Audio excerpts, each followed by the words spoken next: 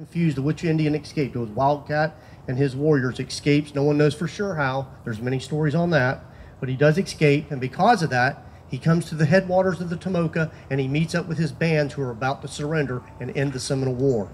Because of that escape, those bands of Indians go deep into the swamps of Florida where no one's ever been, to the Everglades, and the war pursues down there another 5 years. The great Battle of Okeechobee will take place next with Zachary Taylor.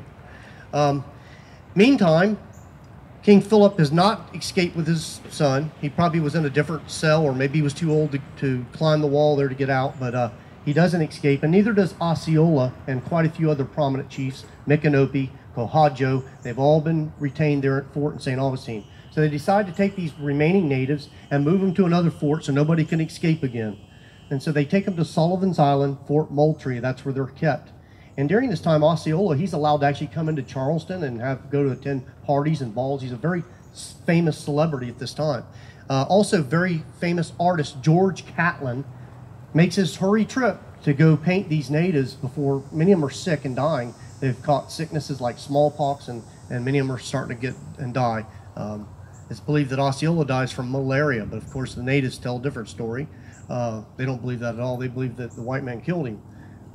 Anyways, so they're dying away. George Catlin makes it just in time to do the very famous painting of Osceola and the one of Emathla, which I don't know if it's in this plaque here, but you can look him up tonight.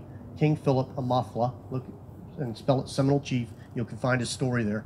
But you'll see the famous painting of him. He's not decked out like I am today. Osceola, he was decked out just like you see us today in the famous painting. But not Emathla. He was dressed very poor, very down, just a simple rag over his head as a turban, and his long coat. And what a difference. But I don't know why. He just didn't dress up. But anyways, that's the famous painting done of him. You can look it up. Later, after this, Osceola dies there in prison. His head's cut off. He's buried. A lot of people never believed that story, but archaeologists proved that was correct when they dug his body up in the 1960s, and it was headless. The head ended up in a museum in New York City. Dr. Whedon, in charge of the Osceola, who was the doctor in charge of the Indians from St. Augustine, accompanied them up to South Carolina. Back then it was a habit of cutting people's heads off and studying